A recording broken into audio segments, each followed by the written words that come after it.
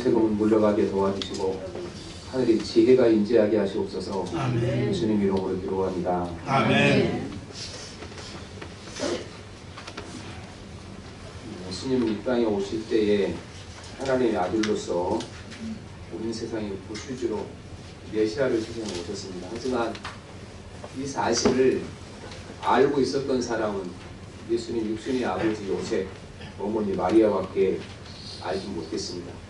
천사의 계시를 통하여 또한 꿈을 통하여 요셉과 마리아는 예수 그리스도가 평범한 사람이 아니고 하나님의 아들이시며 인류를 구원하러 오신 메시아라는 사실을 알았습니다. 하지만 예수님이 사셨던 고향 동네 갈릴리 나사렛에 살던 모든 고향 친구들이나 동네 사람들은 아무도 사실을 알지 못했습니다. 그들 눈에는 아주 평범한 한 아이를 보았습니다. 장자로 태어났기 때문에 줄줄이 다음에 그 어린 동생들이 태어났지 않았습니까? 어린 동생을 잘 돌보는 오빠와 형으로 예수님을 알고 있었습니다. 그리고 이제 나이가 좀 먹자 아버지가 목수이니까 아버지께로부터 목수일을 배우고 거의 이제 나이가 들었을 때는 아버지처럼 목수일을 했습니다. 그 아버지가 일찍 성경에 어떤 죽은 걸로 많은 성경을 봅니다. 예수님 아버지 요셉이 젊은 나이에 아마 죽었을 거라 생각하는데 아버지가 죽은 이후로는 이제 동생들을 돌보는 일을 예수 그리스도께서 하신 것입니다.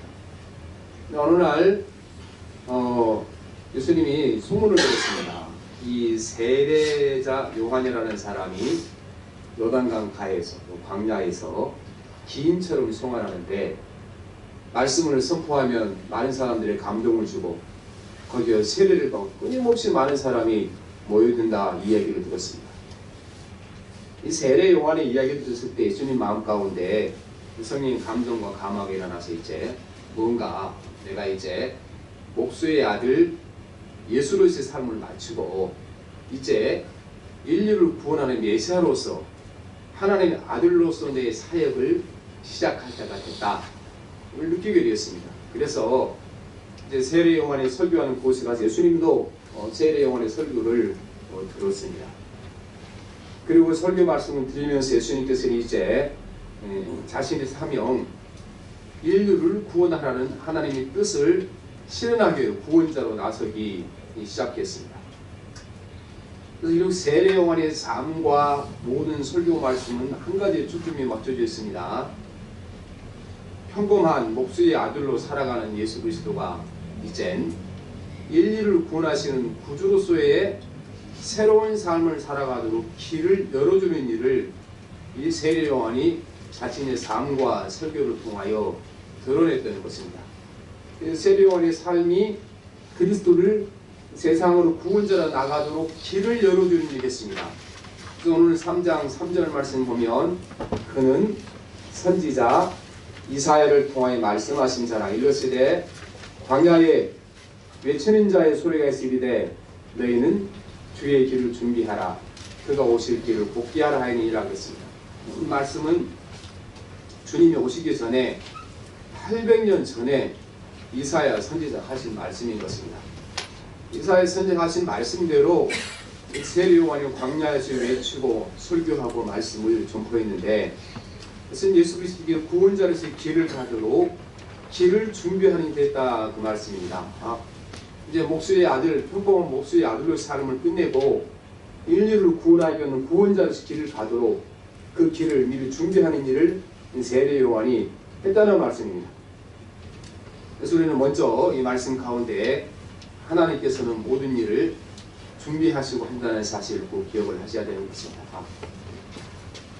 그분은 하나님이시지만 무슨 일을 하든지 그냥 하시지 아니하시고 항상 준비하시고 하셨습니다. 인간에게 발맞춰 나가시기 위해 준비하셨습니다. 성경에는 그래서 항상 준비하라는 말씀으로 가득 차 있습니다.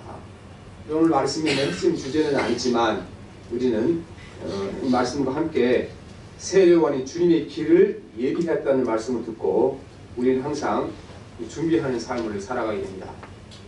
많은 그리스도인들이 염려하지 말라는 말씀을 준비하지 말라는 말씀을 오해하는 분들이 많이 있습니다. 내가 하나님께 모든 걸 맡기고 그냥 열심히 살아가다 보면 하나님 그분이 다 책임줄 거라 생각하는 사람이 많습니다. 하지만 염려하지 말라는 말씀은 주님의 명령입니다. 우리는 염려하지 않도록 우리가 여러 가지로 준비를 해야 됩니다. 염려를 막는 가장 좋은 방법은 준비하는 길입니다. 아이들이 시험때가 됐을 때 잘 준비를 해놓은 아이들은 시험때가 되면 이제 빨리 기다려줍니다. 빨리 시험 봤으면 좋겠다. 하지만 준비하지 않고 있던 아이들은 시험때가 가까울수록 불안해집니다. 그래서 국어책 펴놓고 있으면은 아이고 수학 빨리 해야 되는데, 수학하다 보면 영어 빨리 해야 되는데, 그래서 이게 이제 세상이 안정할지 이것저것 걱정하다 공부를 못하게 되는 거죠. 마찬가지로 우리가 인생에 여러분 염려하지 말라는 말씀은 곧 준비하라는 말씀인 것입니다. 준비하는 자만 염려에서 벗어날 수가 있는 것입니다. 성경에 믿음의 조상을 아브라함이라고 말씀하지 않습니까? 아브라함이 하나님 믿고 살았으니까 대충 살았겠습니까? 아브라함은 철저하게 준비하는 사람이었습니다. 자기 조카 롯이 소돔과 고모라에 갔다가 다른 나라의 공격을 받고 잡혀가지 않았습니까? 성경에 보면 아브라함이 롯을 구하러 가는데 자기 집에서 기른 318명의 군인을 데려갔다 그런 기록이 있습니다. 하나님이 지켜줄 것 아브라함이 알았지만 아브라함이 또 뭘 했습니까? 자기 스스로 준비할 군사를 준비해서 적으로부터 자기를 구할 준비를 다 해두었습니다. 예수님의 사역을 위해서도 하나님께서는 준비하셨던 것처럼 우리 삶은 항상 준비하는 삶을 살아야 될 줄을 믿습니다. 어렸을 때는 음식을 하나 먹든지 책을 보든지 이것이 내가 50살, 70살이 되어도 나에게 유익할 것인가 생각하면 우리가 미래를 준비하는 삶을 살아야 되는 것입니다. 요즘도 우리 아이들이고 내가 그 음식 먹은 그것이 네가 50살, 70살 되어도 니한테 유익한 걸 생각해보고 먹으라. 말은 잘 안 들어요, 아이들이. 눈앞에 보면 먹죠. 늘 준비하는 삶을 사는 것이 굉장히 중요합니다. 우리는 늘 하나님 앞에 죽음을 준비하고 살아가야 되는 것입니다. 오늘 내가 죽음이 다가와도 천국이라는 확신을 가지고 죽음이라는 두려움 없이 하나님 앞에 갈 수 있도록 그런 믿음을 주시도록 항상 기도하고 사셔야 되는 것입니다. 잘 준비되어 있는 분들은 죽음도 두렵지 않습니다. 그래서 아무튼 이 세례요한은 예수 그리스도가 세상의 구세주로 나서도록 준비하러 오셨고 그 길을 열어주었습니다. 중요한 것은 이 세례요한의 사명이 저나 여러분에게나 우리 모두에게 다 있다는 사실을 기억을 하셔야 됩니다. 세례요한은 예수 그리스도가 세상의 구원자로 들어가시도록 길을 열어주러 오시지 않았습니까? 삶과 말씀을 통하여 우리도 똑같이 세례요한과 같은 사명을 가지고 있습니다. 우리 어떤 사명입니까? 세례요한은 세상 속으로 그리스도가 들어가서 구세주로 살아가도록 길을 열었습니다. 우리는 내 친척이나 형제나 친구나 직장 동료나 이웃 사람들 그들을 마음 가운데 그리스도가 들어가도록 그들의 마음의 시온의 대로를 준비하는 사람들입니다.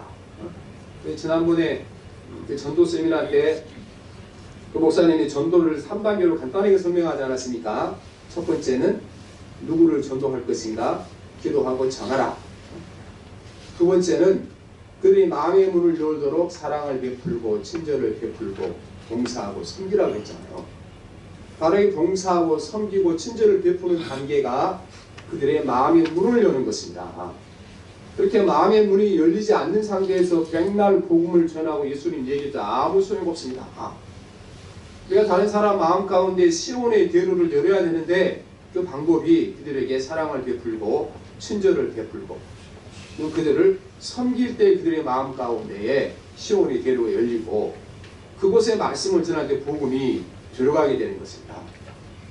그래서 우리는 세례요한이 세상에 들어가 주의 일을 할 수 있도록 주의 길을 준비하는 우리도 모든 사람들의 마음 가운데 그리스도가 들어가도록 그들의 마음에 시온의 대로를 열고 준비하는 일을 저와 여러분이 해야 되는 것입니다.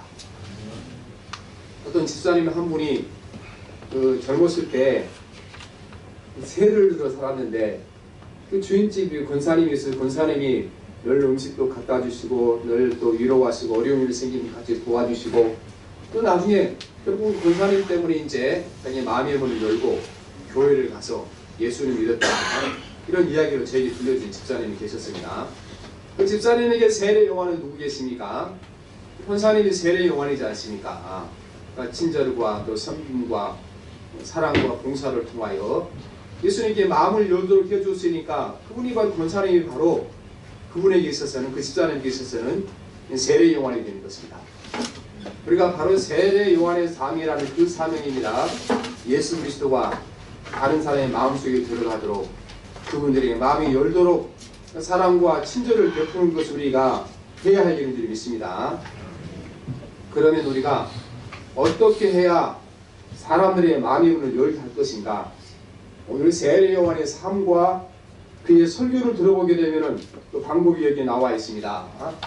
저와 여러분 오늘 이 세례 요한을 통해 어떻게 우리가 다른 사람 마음 가운데 그리스도가 들어가도록 시온의 들을 열 것인가를 보아야 됩니다. 첫째는 특권을 내려놓아야 됩니다. 세례 요한은 자기 특권을 철저하게 내려놓았습니다. 이 예수님 당시에 유대 나라에 가장 잘 사는 사람들이 사두개인들이었습니다. 사두개인들은 로마에 협조하고 부자들이었습니다.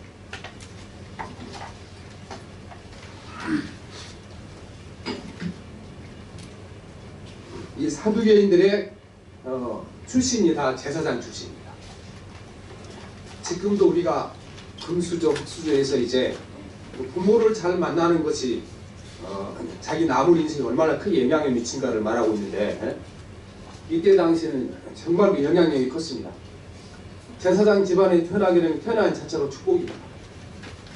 그는 화려한 옷을 입고 많은 재물을 소유할 수 있었습니다. 하지만 세례 요한은 제사장으로서 특권을 내려놓았습니다. 오늘 3장 4절 말씀 보면은 이 요한이 얼마만큼 제사장으로서 특권을 내려놓았는가를 말씀하십니다. 4절 말씀 같이 해봅니다. 이 요한은 낙타포옷을 입고 허리에 가죽을 띠고 음식은 메뚜기와 석청이었더라 말씀합니다. 그러니까 제사장 집안으로서 사두개인이 계시면은 풍성하게 살 수 있는 사람인데 그 풍요로움을 버리고 그는 광야에 데려가서 가장 가난한 자리 입는 옷을 입고 가장 가난한 자리 먹는 음식을 먹고 그가 남은 삶을 살게 되었습니다.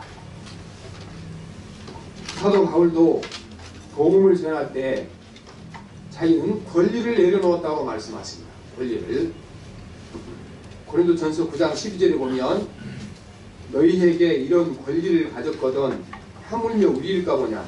그러나 우리가 이 권리를 쓰지 아니하고 복음사에 참는 것은 그리스도의 복음에 아무 장애가 없게 하려 함이로다 말씀하십니다. 우리는 특권을 가지고 어떤 권리를 가지고 다른 사람에게 복음을 전할 수가 없는 것입니다. 더러 회사를 운영한 사람 중에 자기가 사장이라는 특권을 이용해서 다른 사람들을 교회로 오라고 말하는 사람이 있습니다. 우리 회사 다니려면은 회사에서 드리는 예배를 예수 믿든지 안 믿든지 꼭 참석해라. 그런 식으로 마음이 열리지 않습니다. 뭐 그 회사에 있는 동안에는 거기 밥줄이 달렸으니까 나가겠죠. 하지만 그런 분들이 억지로 예배 드리던 사람이 세상에 나가게 되면 다시는 교회 가지 않을 것입니다. 오히려 사장이 자기 특권을 내려놓고 사장으로서 사람과 같은 자리에 설 때에 그 사람의 마음이 열리게 되고 그리스도를 그가 영접하게 될 것입니다. 우리는 다른 사람에게 그리스도가 들어가도록 그들의 마음의 문을 열기 위해서는 항상 우리가 아쉬운 사람이 되어야 됩니다. 여러분, 우리가 진짜 누군가를 전도하려고 생각하게 되면은 첫 번째 우리에게 느껴지는 것이 내가 그 사람에게 아쉬운 사람이 되는 겁니다. 아무것도 아쉬운 것이 없잖아요. 그 사람한테 부탁할 일이 있는 것도 아니고. 그러나 누군가에게 복음을 전하려면 그때부터 여러분 그 사람은 갑이 되고 내가 우리 되는 것입니다. 철저하게 아쉬운 자가 되어야 되는 것입니다. 제발 함께 예수 믿어주세요. 함께 예수님 믿고 예수님 교회 갑시다 하려면은 내가 아쉬운 마음을 가지고 해야 되는 것입니다. 이것이 바로 모든 특권과 권리를 내려놓을 때에 다른 사람 마음 가운데 복음의 문이 열리게 되고 그리스도가 그들 안에 들어가게 될 것입니다. 이 요한은 자기 자신만 권리를 버렸을 뿐 아니라 설교를 듣는 사람들에게 특권을 버리라고 말씀하십니다. 오늘 7절 8절 말씀 봅니다. 요한이 많은 바리새인들과 사두개인들이 세례 베푸는 데로 오는 것을 보게 이르되 독사의 자식들아 누가 너희를 가르쳐 임박한 진노를 피하라 하느냐. 그러므로 회개에 합당한 열매를 맺으라. 속으로 아브라함이 우리 조상이라고 생각하지 말라 그럽니다. 아브라함이 우리 조상이라고 생각하지 말라. 유대인들이 그들이 가장 큰 자부심은 그들의 조상이 아브라함이라는 데 가장 큰 자부심을 가졌습니다. 너희들이 하나님 바로 서려면 아브라함이 너희 조상이라는 자부심을 버려라. 그들은 아브라함이 조상이 아닌 이방인들을 기회를 취급했는데 너도 특권을 버리고 다른 사람은 똑같은 자리에 서라고 말씀하고 있는 것입니다. 그리고 내 특권을 내려놓을 때, 내 권리를 내려놓을 때 다른 사람들에게 복음이 전해지게 되는 것입니다. 믿지 않은 아내를, 믿지 않은 남편을 전도하는 했던 사람들 다 아내로서의 자기 권리 다 포기했습니다. 남편으로서 권리를 다 포기했습니다. 그때 시온의 대례가 열리고 그리스도가 들어가게 되고 그 후에 더 많은 것으로 채워지게 되어 있습니다. 두 번째는 우리에게 삶의 변화가 있어야 다른 사람의 마음의 문이 열리는 것입니다. 예수 믿는 후에 예수 믿는다는 그 이유 때문에 우리 생활이 뭔가 다른 것이 있고 변화가 있어 사람들이 예수를 믿게 되는 것이지, 교회는 나가고 입으로는 예수를 신하는데 우리 삶과 생활이 아무것도 변하지 않는다 그러면 아무도 그들의 마음을 그리스도를 통하여 열지 않게 될 것입니다. 오늘 우리에게 말씀하시기를 회개에 합당한 열매를 맺으라. 8절 말씀이 말씀하십니다. 회개에 합당한 열매가 무엇이겠습니까? 예수 믿고 나서 우리의 삶에 변화가 일어나야 한다는 말씀입니다. 사람들은 예수 믿고 생활이 바뀌는 것을 보아야 거기에 호기심을 갖고 관심을 갖고 묻게 되는 것입니다.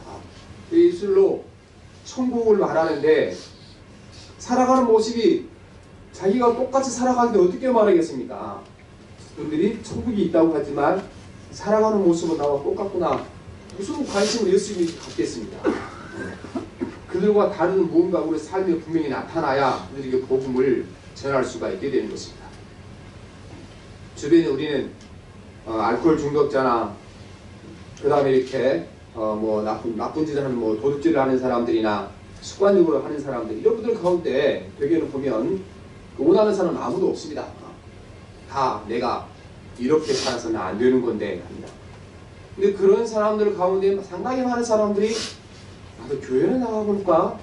교회 가면 혹시 이걸 고치지 않을까? 그런 분들이 굉장히 많이 있습니다. 그래서 이렇게 알코올 중독에 빠진 사람들, 그 다음에 이제 도박에 빠진 사람, 그런 분들 가운데 나도 교회나 나가볼까? 교회 가면 이걸 고칠 수 있으니까 그렇게 생각하는 사람이 많습니다. 그런데 10년씩 20년씩 교회 다니는 사람이 신앙하는 사람이 술 마신 걸 봤다. 아유 저기 가도 소용없겠구나. 그렇게 생각 안 하겠습니까? 10년씩 20년씩 예수 믿는 사람이 도박하는 걸 봤다. 아유 저기 가봐도 소용없겠구나. 생각하지 않겠습니까? 그래서 이 삶 가운데 예수를 모르는 사람과 뭔가 다른 모습, 이 선한 열매를 맺어야 그들의 마음 가운데 문을 열게 되는 것입니다. 예수님께서는 이 선한 열매를 착한 행실이라 이렇게 표현하셨습니다. 착한 행실. 저나 여러분이 오늘까지 살아오면서 우리는 예수 믿는 자로서의 불신자의 다른 모습들 너무 보여주지 못하고 살아왔습니다.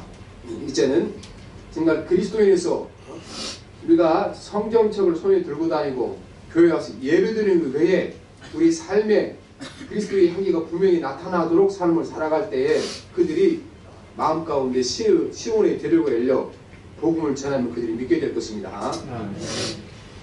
이제 누가복음에 세례 요한의 설교가 나오는데 거기는 이제 우리가 어떻게 변해야 되는지, 구체적으로 무슨 행동을 해야 되는지를 말씀합니다. 첫째는 우리에게 작은 선을 실천하라고 말씀하십니다. 우리는 선을 행한다 그러면은 신문의 날 큰일 이런 것만 선을 행한 걸 얘기하는데 세례 요한은 우리에게 큰 것을 원하지 않는다고 말씀하십니다. 누가복음 3장 11절에 보면 옷 두 벌 있는 자는 옷 없는 자에게 나눠줄 것이요 먹을 것이 있는 자도 그렇게 할 것이니라 이렇게 말씀하십니다. 여러분 옷이 두 벌밖에 없는 사람이 부자입니까? 가난합니까? 웬만한 사람은 다 뭐 10벌 정도는 가지고 있잖아요. 여름 겨울 두 벌밖에 없는 사람이 가난한 사람. 예수님께 하신 말씀은 내가 옷이 두 벌밖에 없는 가난한 사람이냐, 너희가 더 가난해서 한 벌도 없는 사람이 주라 이렇게 말씀하십니다. 세례 요한이 말씀하신 것은. 그래서 우리는 뭔가 내가 풍요해주고 부요해주고 차고 넘치면 주겠다 이것이 아니고 내가 지금 가지고 있는 것 중에 더 가지지 못한 자에게 주라고 말씀하십니다. 이것이 사람들의 마음의 문을 여는 방법인 것입니다.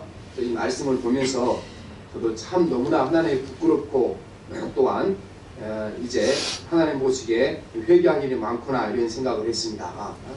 우리는 마음의 문이 열리고 누군가를 사랑하게 되면은 지금 이 상태 이대로도 우리에게 줄 것이 많이 있습니다.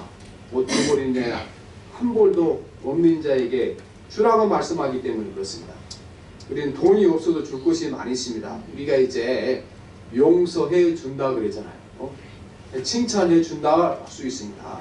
남을 격려해 줄 수가 있습니다. 남을 위로해 줄 수가 있는 것입니다. 우리는 사실은 돈이 없어도 줄 수 있는 것이 많지만 이거 주지 못하고 나쁜 것만 줄 때가 너무 많았잖아요. 그래서 우리는 너무 큰 거를 여러분 하려고 생각하지 마십시오. 또 내가 부자가 되면 하겠다고 생각하지 마십시오. 우리는 지금부터 내가 할 수 있는 그 작은 것을 실천에 옮깁시다. 옷 두 벌 있는 사람은 한 벌도 못 가진 자에게 줍시다. 이게 우리가 다른 사람이 주님 앞에 마음의 문을 열도록 그들을 시온의 대로를 열도록 문을 열어주는 방법 중에 하나인 것입니다.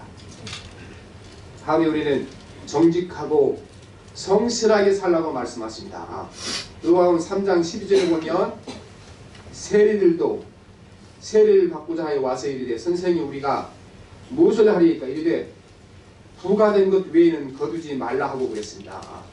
세무서 직원들이 세례 요한에게 우리가 뭘 해야 됩니까? 정직하게 세금을 받으라. 그렇게 말씀하십니다. 우리는요 늘 연약하고 부족해 늘 실수할 수밖에 없습니다. 잘못을 저지를 수밖에 없습니다. 하지만 그리스도 안에 있는 사람들은 정직합니다. 내가 잘못을 저질렀으면 솔직하게 잘못을 저질러서 인정할 줄 아는 사람들인 것입니다.